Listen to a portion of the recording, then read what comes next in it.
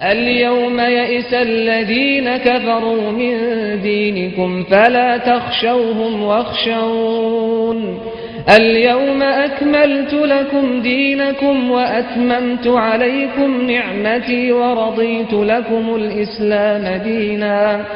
بسم الله الرحمن الرحيم. الحمد لله رب العالمين وصلى الله على محمد وآله الطاهرين ولعنة الله على أعدائهم أجمعين إلى قيام يوم الدين. وقال سبحانه وتعالى ولقد بعثنا في كل أمة رسولا.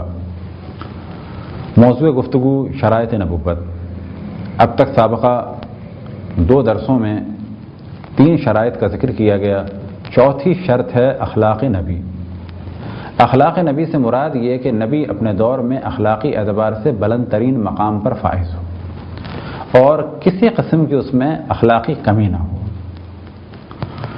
اب یہ اخلاقی کمی کا تعلق بعض دفعہ انسان کی اپنی روحانی کیفیات سے ہے اور بعض دفعہ چال ڈھال، بولنا چلنا، کھانا پینا، کپڑے کا رنگ یا کپڑے کا لباس اس سے تعلق ہے. بس کسی بھی قسم کی ایسی نسبت کہ جس سے رسول کی توہین ہو. رسول ہمیشہ پاک اور پاکیزہ ہے، نبی ہمیشہ پاک اور پاکیزہ ہے. لہذا اپنے دور میں لباس کے اعتبار سے، چال کے اعتبار سے، بیٹھنے کے اعتبار سے، اٹھنے کے اعتبار سے یا بالفاظ دیگر اخلاق اور کلچر میں نبی متمدن ترین اور پاک اور پاکیزہ ترین اور اپنے زمانے کا با اخلاق ترین فرد ہوگا. اب اگر ایسا نہ ہو، دلیل کیا ہے اس چیز کی کہ اللہ نے لوگوں کی ہدایت کے لیے بھیجا ہے. بس اگر نبی ایسا ہو کہ جس میں اخلاقیات کی کمی ہو تو کیوں کر وہ ایک رول ماڈل بن سکے لوگوں کے لیے، اور کس طریقے سے وہ لوگوں کو دعوت دے سکے اور کس طریقے سے لوگوں کے لیے واضح ہو کہ یہی وہ فرد ہے کہ جو ہمیں اللہ سبحانہ و تعالیٰ سے قریب کرے. کیا یہ ممکن ہے کہ ایسا فرد ہو کہ جو خود اخلاقی اعتبار سے پست ہو؟ لہذا وہ فرد اخلاقی اعتبار سے بلند ترین ہو. اور جب کہا جائے کہ بلند ترین ہو تو فقط اس حیثیت سے نہیں کہ جب اس کی بے عنوان نبی شہرت ہے تو اس میں یہ خصوصیات پائی جائیں، بلکہ ہمارا مذہب حقہ شیعہ اثنا عشریہ کا یہ عقیدہ ہے کہ نبی اول عمر سے آخر تک اپنی قوم میں، اپنے طائفہ میں، اپنے ارد گرد کے افراد میں ایک ایسی شخصیت کا حامل ہوتا ہے کہ چاہے وہ بچپن میں ہو، چاہے وہ بڑھاپے میں ہو، ہر شخص کے اوپر ایک اس کا رعب ہوتا ہے، ایک دبدبہ ہوتا ہے، ایک احترام ہوتا ہے. چاہے وہ بچہ ہی کیوں نہ ہو تو اس میں ایک ایسا حلم نظر آئے گا، ایسی بردباری نظر آئے گی، ایسی کیفیات ہوں گی کہ عام انسان بھی سوچے گا کہ یہ بچہ کوئی عام بچہ نہیں ہے، اس کی بردباری کوئی عام بردباری نہیں ہے، اس کی سمجھ، اس کی گفتگو کوئی عام سمجھ گفتگو نہیں ہے. وجہ کیا ہے کہ یہ انسانوں کو اللہ کی جانب دعوت دینے والا ہے، یہ انسانوں کو گمراہی سے نکالنے والا ہے. اگر اس میں خود گمراہی نظر آ رہی ہو، اگر یہ خود ایل-مینڈ قسم کا آدمی ہو تو لوگوں کو کیسے اللہ کی جانب لے جائے گا؟ لہذا ہمارا یہ عقیدہ ہے کہ نبی اپنے دور میں با اخلاق ترین فرد ہے، ظاہری اعتبار سے بھی اور باطنی اعتبار سے بھی. اب یہ سلسلہ کب تک ہے؟ اول عمر سے آخر عمر تک ہے. یہاں پر ہم شیعہ اثنا عشری نبی کے لیے بچپن اور جوانی کے قائل نہیں ہیں. ضرور یہ کہ نبی بچہ ہوتا ہے لیکن بچپنے میں بھی اس میں ایک ابوت اور وقار نظر آتا ہے کیونکہ وہ نبی ہے اور اللہ سبحانہ و تعالیٰ کی جانب دعوت دینے والا ہے. بس پہلا مرحلہ یہ کہ وہ اول عمر سے آخر عمر تک انتہائی بااخلاق اور ہر اعتبار سے بلند و بالا نظر آئے گا. پھر یہ کہ جو اس کا اخلاق ہے وہ کسی سے حاصل کیا ہوا نہیں ہوگا،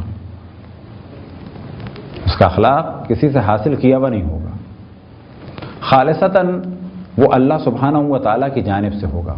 کیونکہ اگر کسی سے اس نے یہ سب کچھ حاصل کیا ہو تو کہا جائے گا بس اس نبی سے بہتر وہ شخص ہے، اس نبی کی بجائے اس شخص کا احترام کیا جائے. ہاں یہ ممکن ہے کہ نبی نے بے حکم خداوند تبارک و تعالیٰ کسی نبی سے کچھ حاصل کیا ہو، لیکن یہ ممکن نہیں ہے کہ غیر نبی سے ایک نبی حاصل کرے. کیونکہ اگر ایسا ہوگا تو کہا جائے گا کہ جب وہ جو نبی کا بھی استاد ہے اگر وہ موجود ہے تو پھر نبی کی اطاعت کی ضرورت نہیں. اور یہ تمام اخلاقی صفات کسی ایک اعتبار سے نہ ہوں، بلکہ ہر اخلاقی پہلو سے یہ نبی بلند ترین مقام پر فائز ہو۔ اسی طرح سے چوتھی خصوصیت یہ ہونی چاہیے اسی اخلاق کے ضمن میں کہ ایسا نہ ہو کہ حالات کے بدلنے سے ان کی کیفیات بدل جائیں۔ مثال کے طور پہ ویسے تو بہت صابر تھے، صبر کی باتیں بھی کرتے تھے، لیکن اگر کوئی مشکل آئی تو پتہ چلا صبر کا دامن ہاتھ سے چھوٹ گیا۔ نبی کے لیے یہ ممکن نہیں ہے، وہ ہر عالم میں صابر ہے۔ اگر وہ با اخلاق ہے کہ جیسے کہ ہر نبی کے لیے اخلاق کی شرط ہے، تو وہ ہر عالم میں با اخلاق ہے، چاہے مشکل ہو، چاہے آسانی ہو، چاہے دن ہو، چاہے رات ہو، چاہے بچہ ہو، چاہے وہ ان کے بڑھاپے کا مرحلہ ہو، ہر عمر میں وہ با اخلاق ہیں۔ مصیبت پڑے تو بھی ان کی کیفیت نہیں بدلے گی، اپنے علاقے میں ہوں تو بھی کیفیت نہیں بدلے گی۔ البتہ جو بھی ان کا کام ہے اخلاقی اعتبار سے اور شرعی اعتبار سے بالکل منظم ہے، لیکن اتنا ہم کہتے ہیں کہ دو چیزوں میں، یعنی اگر دو چیزیں ہیں، ایک فقط جائز ہے اور ایک اچھی ہے، تو یہ ممکن ہے کہ انہوں نے جائز کو انجام دے دیا ہو اور اچھی کو چھوڑ دیا ہو، اور کیونکہ ان کی شان بلند ہے لہذا کیونکہ اچھی چیز کو چھوڑا انہوں نے جو ان کی شان کے مطابق نہیں تھی، بہتر یہ تھا کہ اچھی چیز ہی کو انجام دیں، تو اس فعل کو کہا جاتا ہے ترک اولا، یعنی بہترین چیز کو، اچھی چیز کو، بہتر چیز کو ترک کر دیا۔ دو چیزوں کے درمیان تھی تو یہ بہتر تھی، کئی چیزوں کے درمیان تھی تو یہ بہترین تھی، بہتر یا بہترین چیز کو ترک کر دیا۔ کیونکہ ترک کیا تو انہوں نے ایک نقصان اٹھایا، مقام زیادہ تھا تو اللہ کی جانب سے بھی تنبیہ ہوئی، ان کا مقام زیادہ تھا تو لہٰذا انہوں نے باوجود یہ کہ گناہ نہیں کیا لیکن اس کے باوجود اللہ سبحانہ و تعالیٰ کی بارگاہ میں استغفار کی۔ بس چوتھی شرط جو ایک نبی میں ہونی چاہیے وہ یہ کہ وہ اخلاقی اعتبار سے، روحانی اعتبار سے، مینرز کے اعتبار سے، چلنے کے اعتبار سے، ہر اعتبار سے بلند ترین صفات کے حامل ہوں، کسی بھی اعتبار سے کسی قسم کا بھی کوئی اخلاقی نقص نہ ہو۔ یہ تھی چوتھی صفت۔ وصلی اللہ علی محمد و آلہ الطاہرین۔